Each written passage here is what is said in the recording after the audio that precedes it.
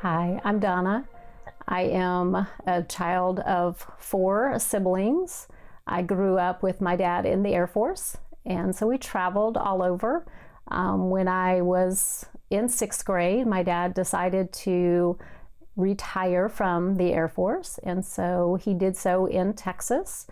And that is where I met one of my very best friends, and her family invited me to church.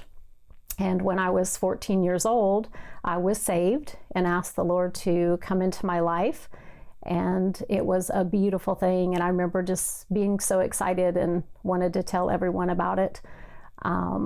It wasn't something that I continued to do throughout my teenage years.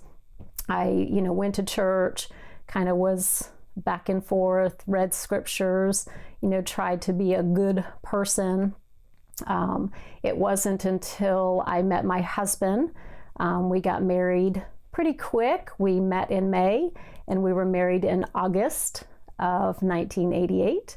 And it was then that he and I began to discover the Lord together. And we had our first child 9 months after we were married. And so you do begin, when you have a child, you do start to think about how you're going to raise this child. And so he and I began to explore our faith together. And in doing so, he was saved. And then the two of us were baptized together. We went on to be blessed with 6 more children. And so I am a mother of 7. And we have lived in Florida, and from there we left and went to North Carolina for 11 years. My husband felt the calling to go to seminary, and so he moved our family to North Carolina, and we were there for about 11 years. And then there was a calling that, his brother called him and said, "We're ready for you to come back to the family business, and we'd like for your family to, move back to Florida." And that was in 2013. And it just was kind of a good timing for our family. My 3rd son was graduating from high school. And so we thought, well, this is kind of a good time to make this transition. And I just remember telling my husband, there's something more to this move, but yeah, let's do this. And so we did. We packed up the kids and we moved back to Florida. And it has been great. It's good being back home and, being with his family. And we've just really have enjoyed, being here.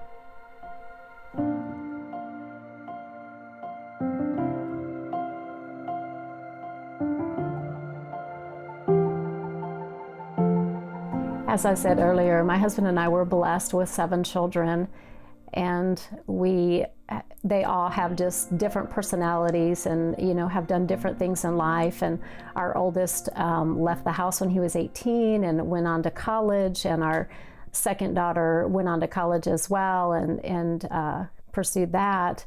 And our 3rd child, Joshua, had decided that he wanted to serve our country. And in doing so, at an early age, decided when he was in 9th grade that was something that he wanted to do. And we thought that was going to just be perfect for him.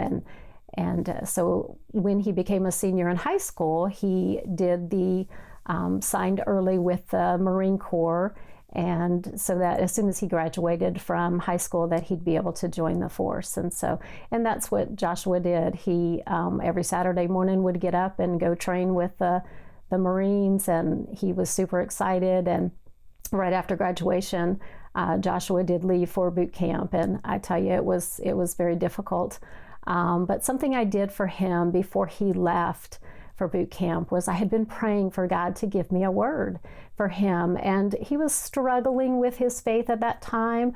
Joshua was saved and Joshua was baptized, but still just struggled with life and just things, when life knocks you down. Sometimes as a teenager, it's hard to get back up and to see things as good. And so I just prayed for God to give me a word for him. And he gave me the verse, Joshua 1:9, And so that day I went into Joshua's Bible knowing that that was one thing he could take with him to boot camp. And I underlined it, and I wrote a little note to him, and I dated it. And I never told him. I just closed the Bible and knew that he would be taking that book of faith with him when he left. And so he did. He was able to take 5 things with him, and that was one of the things that he took.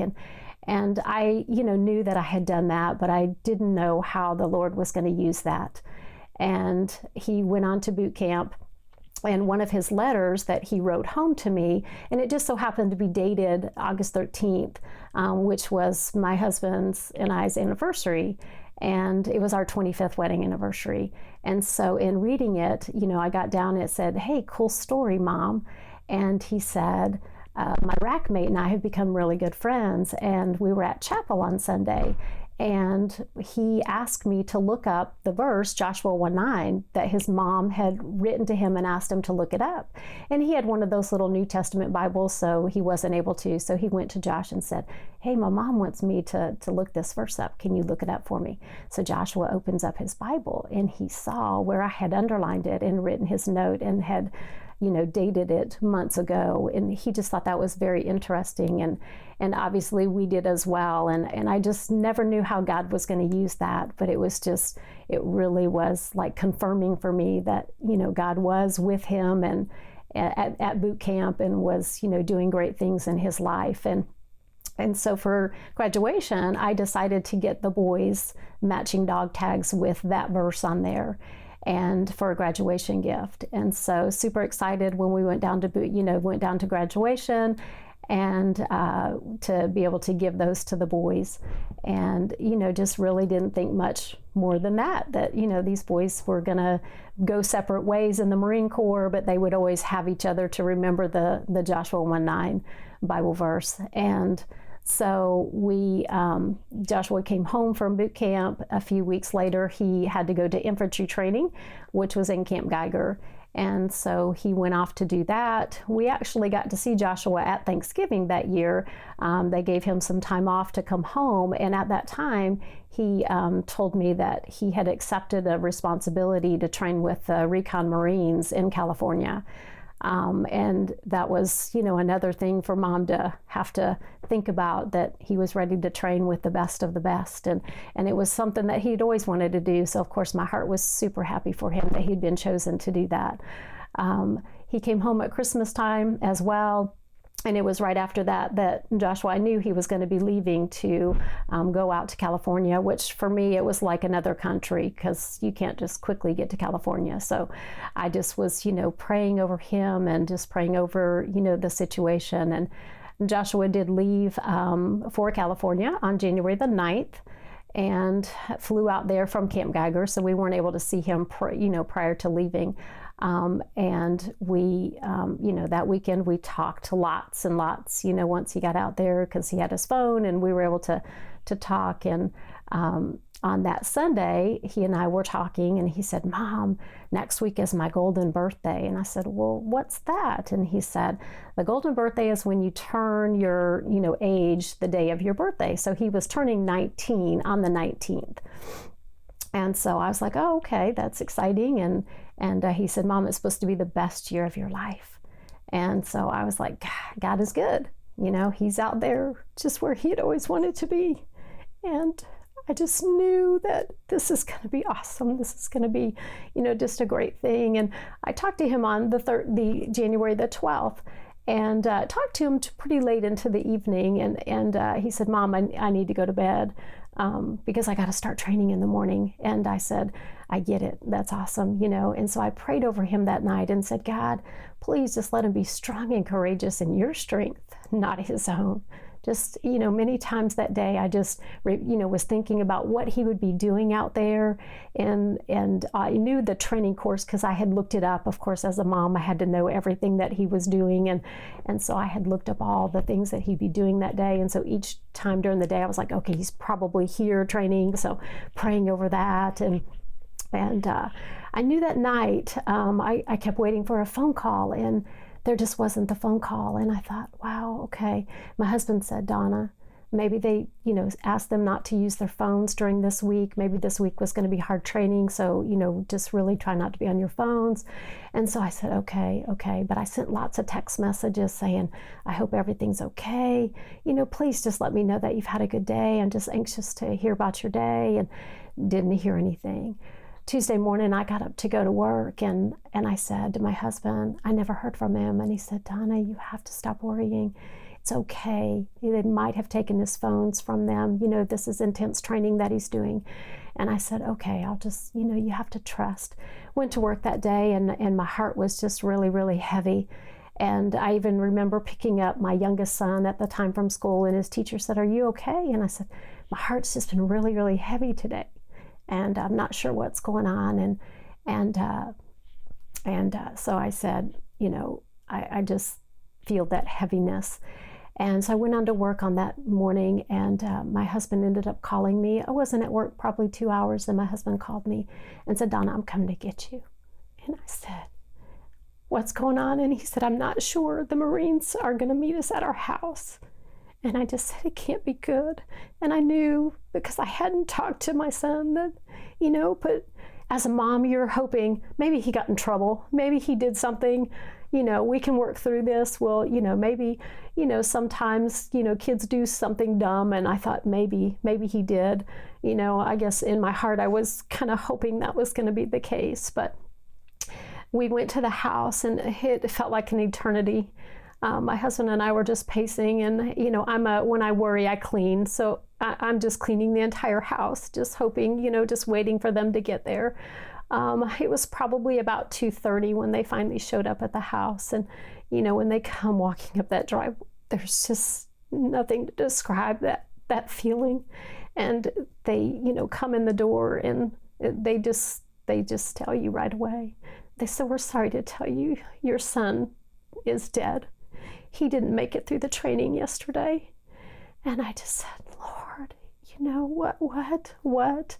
And, during that time, you just kind of go through, and all these different emotions are hitting you. How do you tell your other children, especially the ones that aren't with you, that live so far away?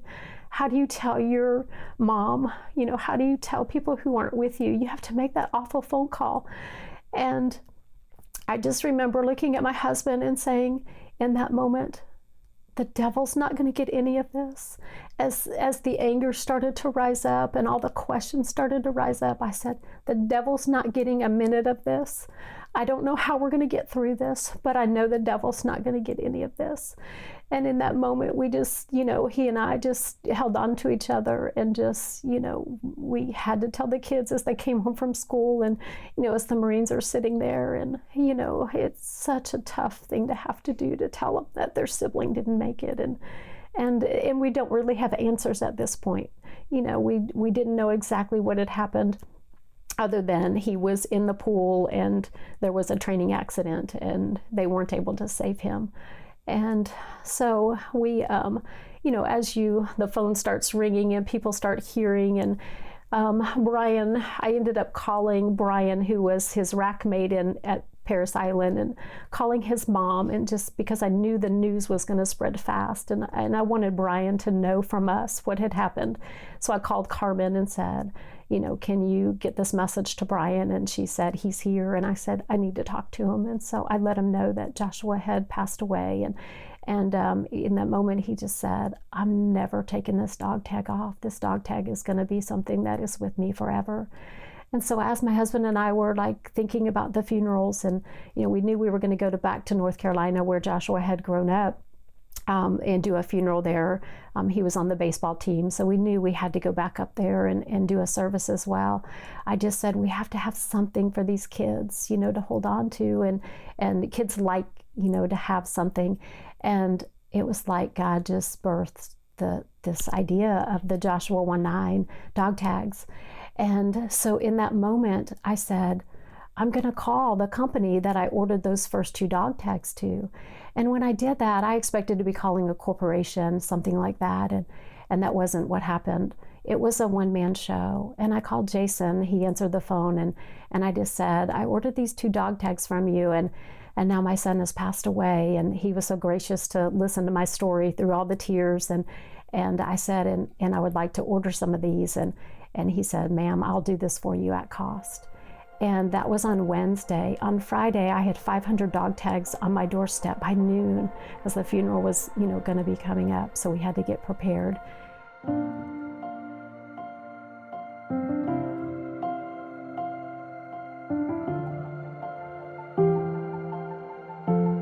So I do believe that God has given us all the promises that we need in the Bible to get us through things. And before Joshua's death, we had a child that went through cancer, and we thought, we were living his last moments, and we were blessed that God cured him of this cancer. And he was diagnosed with cancer at 2. He is now 13, and he's just a beautiful, happy boy. And, we couldn't be more excited. But we also know that now that we've lost our son, Joshua, that maybe God had given us that to prepare us for this time. And he gives us all things that we have to go through life and trials. And I think those things make us, stronger people if we allow him to. So when God took Joshua on January 13, there are some people that say, well, God didn't answer your prayer. When you prayed for him to, keep him safe, that God didn't answer your prayer. So how can you love a God that just let you down? And I just disagree with that. I think God did answer our prayers that day. And if you remember, I told you that Joshua was so excited about his golden birthday. And unfortunately, Joshua didn't make it to his golden birthday. But I do believe that he is living his best life ever now. And though those of us who are left here, his siblings and his dad and I, we are so sad, and every day is difficult to get through. But we really believe that, God did answer our prayers, and God took him to his forever home and is keeping him safe there. And as you go through your trials and you go through things in life that God has given you, and you just have to hold on to God's promises that, there is a reason for this. And whatever your trials are, whatever your struggles are, that, what my thing is, I turn to God and I just say, God, what are you trying to teach me through this? What do I need to learn through this? And, maybe it's you need to meet somebody. Maybe you need to, walk through some things so that you can empathize with others. I will tell you that after we lost Joshua, we tried to find people, maybe we wanted to meet others who had, gone through something similar so they could, help us understand what the grieving process was like. And really what I've learned is that we all have different walks and we all have different journeys, and there's not one person that's going to be just like you. And so really you just have to hold on to the promises that God has given us in his word, and just know that he's going to meet you right where you are at, whatever that looks like for you, whether it's a cancer, diagnosis, or if it's a death of a loved one, or, just anything that is a trial in your life, that he will meet you right where you're at if you'll let him. And one thing that I ask is, God, what is your greater plan in this? What is your purpose in this? What is the purpose in the pain? I don't want to go through this pain for no reason. So help me to see what your plan and what your purpose is in this pain, so that I can get to the other side of this. And we are just so thankful that we had the Joshua 1:9 dog tags made, and obviously that has become our family's verse. And I'm not sure if you know what that is, but I'll be happy to share it with you. So Joshua 1:9 is, I have commanded you to be strong and courageous.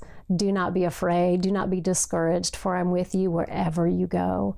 And we just hold on to that, just, as our other children are growing up and moving out and doing their things. And now we have a grandchild that, that we pray that over them, that you don't have to fear, that God is with you, wherever you go. And even if it is through some, valleys, we're all going to go through valleys. You can just hold on to that and just know that God will be right there with you, and he never leaves you. And just hold on to that promise when you're going through those things. And as your heart is breaking through things, that I believe that sometimes God allows those broken pieces to let his light shine through. And so, but you have to just let him do that. And I know some days are difficult. I'm not going to sit here and say that every day is easy and I get up and I'm just so excited about the day. And, there are some days that are very difficult. And I go back to, God, why? Why didn't you save my son that day? Because I know you could have, but you chose not to. And he just says, you have to trust. Trust in my plan. Trust. I have a greater purpose in all this pain. And we've seen that through the foundation. We have seen, people's lives changed when we give them a dog tag and share that with them. And some people are like, that's just what I needed. You have no idea I needed that today. And so I just challenge you that in those moments and in those times of your life where you feel like you're in a valley and you're all alone, God is with you. God will never leave you. And just hold on to that hope as he loves you.